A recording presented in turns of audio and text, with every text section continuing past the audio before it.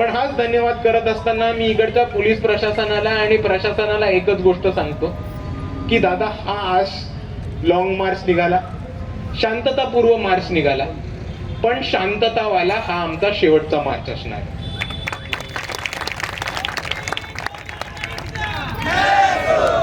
याच्यानंतर सोमनाथ सूर्यवंशींसारख्या घटना घडल्या, परभणी सारख्या कोम्बिंग ऑपरेशनच्या घटना घडल्या, किंवा जर सोमनाथ सूर्यवंशींना न्याय मिळाला नाही तर कायदा व्यवस्थेला जी होईल त्याच्यासाठी इकडचे आंबेडकरवादी जबाबदार नसतील हे आपण सर्वांनी लक्षात.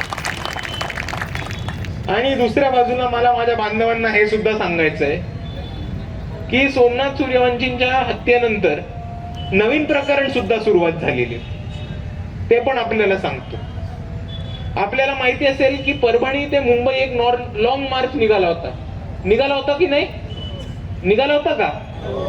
निघाला होता. तो मुंबईला पोहोचला का? नाही, मुंबईला पोहोचला नाही. सोमनाथ सूर्यवंशींना न्याय मिळाला का? नाही. पण तो मोर्चा पण पोहोचला नाही. तर नक्की काय झालं? काही आपल्यातले दलाल स्वतःची नेतेगिरी उभी करायला सोमनाथ सूर्यवंशींच्या साठी एक लॉंग मार्च घेऊन परभणी ते मुंबई निघाले. जशी लोकांची संख्या मागे मागे पडत गेली, जसे पोलिसांचे टप्पे टोलवे ऐकायला लागले, जरा जिकडे पोलिसांची ड्रेरिंग करायला लागली, धतिंग करायला लागली किंवा पोलिसांची अंगावर घ्यायला लागलं, तेव्हा ह्या सगळ्यांची फाटली आणि हे मागे मागे चालायला लागले. आणि म्हणून हा जो लॉंग मार्च परभणी मधनं सोमनाथ सूर्यवंशींच्या न्यायासाठी निघाला होता, तो मुंबईला पोहोचलाच नाही. आणि ह्या सर्व दलालांना मी एकच गोष्ट सांगू इच्छितो की तुम्हाला नेतेगिरी करायची, बिंदास करा. तुम्हाला नेता व्हायचंय, बिंदास व्हा. तुम्ही चांगलं काम केलं तर वंचित मधनं तिकीट द्यायची जबाबदारी माझी.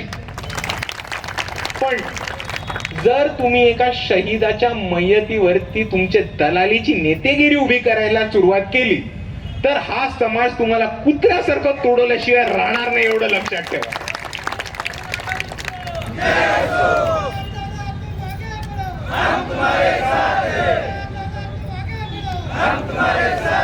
आणि दुसऱ्या बाजूला अजून एक गोष्ट आपण सर्वांनी समजून घेतली पाहिजे की आता एक नवीन वारं या देशामध्ये राजकारणामध्ये व्हायला. जेव्हापासून वंचित बहुजन आघाडीची सुरुवात झाली आणि जेव्हापासून आपण आंबेडकरवादाची ताकद परत एकदा महाराष्ट्रामध्ये उभे करून दाखवली, इथे सगळ्यांनाच आंबेडकरवादी बनायचं आता खूळ सुटलं. आणि त्याच्यामुळे आपल्या चळवळीचं नुकसान होतं हे सुद्धा आपल्याला समजून घेतलं पाहिजे. ज्या पक्षांनी बाबासाहेबांना भंडारा गोंदियामध्ये पाडलं, ज्या पक्षांनी बाबासाहेबांना मुंबईमध्ये पाडलं, ज्या पक्षांनी बाबासाहेबांना भारतरत्न द्यायला इन्कार केला, त्या पक्षाची लोक आज सगळीकडे बाबासाहेबांचा फोटो घेऊन फिरतात, निळे टी शर्ट घालून फिरतात. आणि आपण बघितलं असेल की सोमनाथ सूर्यवंशींच्या हत्येनंतर ही लोक सोमनाथ सूर्यवंशींच्या घरी सुद्धा आली होती. याच्या आधी कधी आपण राहुल गांधींना परभणीमध्ये बघितलं होतं का? या घटनेनंतर आली. त्याच्यावर मीडिया समोर जाऊन सगळीकडे जाऊन राहिले की सोमनाथ सूर्यवंशी दलित होता, एका दलित पोराची हत्या झाली. आता ह्या काँग्रेसवाल्यांचं आंबेडकर वादाबद्दल आकलन इतकं छोटं आहे की ह्यांना हेच वाटतं की एक माणूस आंबेडकरवादी तर तो दलितच असणार 100%. आणि काँग्रेसची भूमिका हेच चालू आहे की सगळ्यांना दलित ठरवून प्रत्येकाला दलितत्वाकडे घेऊन जाऊन काँग्रेसी बनवणं.